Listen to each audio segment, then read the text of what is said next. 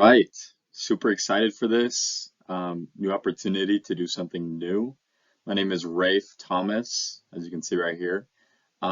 This is our first presentation for Dr. Rebecca Anderson's class on the other slavery that I'm currently taking at Utah State for History 3850. So it's been a good read. Got it right here in my hands. The author is Andres Resendez. It's definitely something new, different perspective on Utah history, history of the Western frontier, and everything that's happened since then. And so we're just going to jump right into it. Okay, so this is essentially what we're basing the other slavery on. This question of what is a frontier. Okay, so David J. Weber, he wrote The Spanish Frontier in North America. Okay, right here we've been given a definition by him as what that is. So David Weber defines a frontier as being zones where the culture of the invader and of the invaded contend with one another and with their physical environment to produce a dynamic that is unique to times and place. Okay, so this quote was actually given directly on our assignment, right?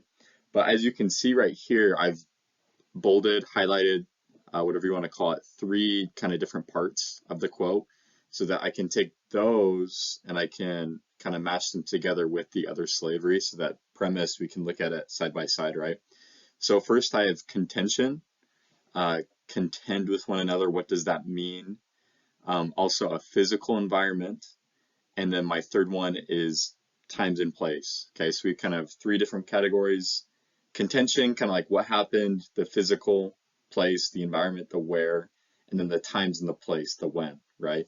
And how that all intertwines into a zone where the culture of the invader and the invaded did those three things together. And so this slide, this is the third slide. Obviously, I'm looking at a frontier in the definition and how we can kind of compare it a little bit, just like I talked about. First, I kind of want us to understand what a frontier is, just in general, okay? So I have on the left-hand side, a frontier in the terms of these two books can be defined as the land or territory that forms the furthest extent of a country's settled or inhabited regions, okay? In layman's terms, like when I think of frontier, it's kind of the extent, right? And so there was the Western frontier, because for us in the United States, right, our history is that it was settled, obviously on the East Coast, but that was their frontier. But for the native and indigenous people, that this was their land, right? Um, which I think is super interesting because you kind of have a crossroads where and we'll get to it later, the Saints and also the Spanish when they were colonizing this part of the world, right? It was a frontier, and even in the other slavery, Resendez, he mentions that a couple of times, okay? But he paints a picture about how the extent of these different countries, they had established colonies and people, but they did contend with one another over just a physical place for different cultural purposes. And, obviously it was the indigenous population's place primarily, right? They were there first. And so I'm going to show right here through the three examples of contention with one another, the importance of physical location, and then also a unique time and purpose. And so we're going to first start off with the Spanish and the Pueblo Revolt of 1680. So starting off right here on the left-hand side, obviously I have a picture of, what I envisioned the Pueblo Revolt of 1680 was to be. Two very different cultures, very different ideas on how to live life. And obviously, I'm going to get more in depth into it, but this picture just shows a lot. The other slavery outlines about how when Columbus first came, right, to the Caribbean, I believe he actually landed in Puerto Rico as his first spot, and how that just affected everything. And so from that point, right, in the 1400s to then in the, middle of the 17th century, there was a revolt that did take place, and it changed the history of that region, the region that, we currently live in a little bit to our south, forever. So this slide right here is kind of to preface what the Pueblo Revolt was about. The Pueblo Indians of present-day New Mexico, they had enough. For nearly a century, they had been under conditions of European conflict. More than 70 settlements decided to, rise up in a fashion coup, overthrow the system, because they had enough. Essentially, what is happening here is that Pope, he became, a Maine native leader and took charge of the endeavor to overthrow the Hispanic populace that had, kind of taken over and had a strong grip in the region. And so this was the Pueblo Revolt, but to tie it back in, Resendez, he just outlines like exactly what had happened. And Weaver's definition of a frontier, he talks about conflict, okay? And so this was a conflict of these intertwined people. It even says later, says Resendez also says that Fray Trujillo was a veteran missionary who had served in the Philippines and New Mexico, right where they were, two of the most exposed frontiers in the Spanish Empire. So he talks about it being an exposed frontier, right? And just like I previously stated in a different slide, that this frontier was somewhere new. It was the extent, right? And so it was a place that hadn't really been conquered yet. I mean, they were only there for nearly a full century. Um, but the insurrection had multiple motives. The conflict, though, mainly came from religion, right? Which was also tied back to this. They contended over something, they disagreed. And it was mainly the early Christians who had a different mindset. They wanted to come in, preach Christianity and impose that on them. And of course, like it says right here, that the novelty of their gifts had worn off and their magic had proven ineffectual, right? When it came to rain, fertility, prosperity, health, happiness, right? And so they wanted to go back. And so this insinuated the Pueblo Revolt of 1680, and this was a big part of why contention was, a part, but the overlying theme of how that ties into the other slavery's definition that there was contention because it was a zone of conflict in the New Mexico area. Moving on to my second topic, I'm going to talk a little more about the importance of physical location, what that is, and how that kind of tributes, just a ton of the conflict in general, but also to Resendez's and Weber's definition of a frontier. And so right here, right, I mean, over here we have the Louisiana, oh, let me get this on. We have the Louisiana Territory, the United States, right, as they're growing. Just to premise this, 1786 to 1821, okay? So Spain obviously had conquered, farther down south over here, Cuba, the Dominican Republic, Puerto Rico, some of these other islands. But over here we had a main chunk, right, of modern day Mexico, and then here's Texas, and then also what was called then the government of New California. And over here to my right were the traditional Ute lands, right? And so obviously today our modern map looks a lot more like this, but they were overlaid on top of each other, right? And so with that, there was a shared sense of physical location, and my next slide will show that a little more. So right here, I have one of my favorite maps actually found in the book. So to the right is a map of Jose de Urrutia, 1769 map of northern Mexico, also portrayed in The Other Slavery.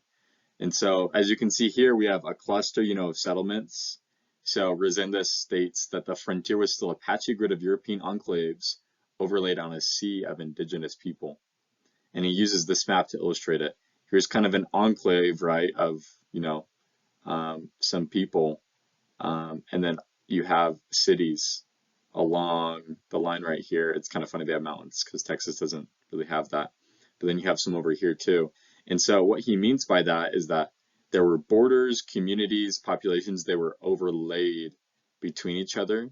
Indians, of course, held large chunks of the land, and then you had some of these small towns which were sprinkled in between. And so collectively, they had to share this land because they were still a large presence, these Indian and Native American populations.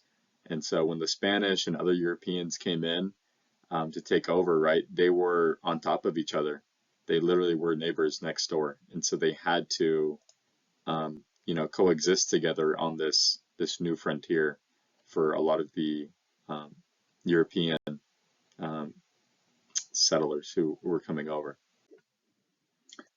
Okay, so now I'm jumping into my third point, my third example, which is about a unique time and purpose in the Western frontier. Um, and I wanted to take the example from, some of the previous discussions we've been having about, the Church of Jesus Christ of Latter-day Saints, as we're, beginning to learn. We're talking about Joseph Smith right now, but as Brigham Young crossed over into, the current day Utah territory, right? But there was also other tribes, not just the Ute tribe, right? There were many tribes, but this is just a photo I found, and for the purpose talking about Chief Wakara, which I'll get into in the next slides. Okay, so right here, I kind of have the groups that were involved. Like I just mentioned, we had the Church of Jesus Christ of Latter-day Saints. I'm just going to refer to them as the early saints who crossed over into the Utah territory, and then the Ute tribe, which was mainly talked about in the other slavery and their involvement. So just to premise it, early saints, they began arriving, in the 1850s. By 1860, they had a substantial population, and then they doubled within a decade. So, people were flocking, coming in, disease, and also the saints, coming down further south, led that many of these tribes that they began to dwindle. And so Brigham Young, who had, different motives, said the saints were originally told by Brigham Young to treat them, talking with the natives, kindly, but do not feed them or trade with them or hold familiar intercourse with them within the city. They were allowed to go out and trade in their camps, right? But that they shouldn't promote that within the city. And so the Ute tribe, right, they had different ideas. Obviously, there was a large presence beforehand with the Spanish in the slave trade, and they still traded, along the old Spanish trail. And so Chief Wakara was well known. He was also known as the Hawk of the Mountains, and he was a big supplier of slaves in the region. And so he had a very powerful equestrian band and a lock on the old Spanish trail. And so because of that, he welcomed the new Latter-day Saints, the new saints, because he saw it as new business, right? So the saints had a different motive, while Chief Wakara obviously saw it as a potential sign of making more money. And so these two different cultures, they came together in this unique time period, and that obviously is what Weber defines as a frontier. It was a unique time period where the saints had just been persecuted. They were crossing the borders. The Utes and other tribes saw it as an opportunity to, gain money. And so both of these, they obviously had ulterior motives, but that was a frontier. It was a new place of where potential and opportunity could be could happen. Some motives were the same. Both wanted a land and, of course, the survival of their people. But culture was the biggest difference. And so that's really where the frontier came together. And you saw, just a vibrant difference among the people. So just to kind of conclude, David Weber's definition of a frontier in his book does contribute to Andres Resendez's definition in The Other Slavery.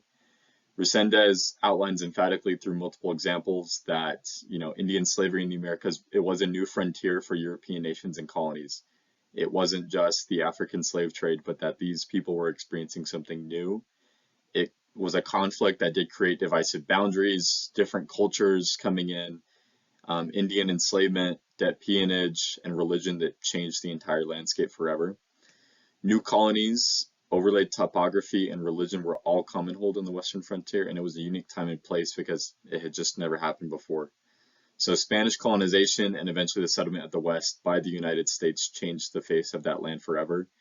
It was a zone of interaction where culture, conflict, and contention produced a dynamic environment that still shapes our history today.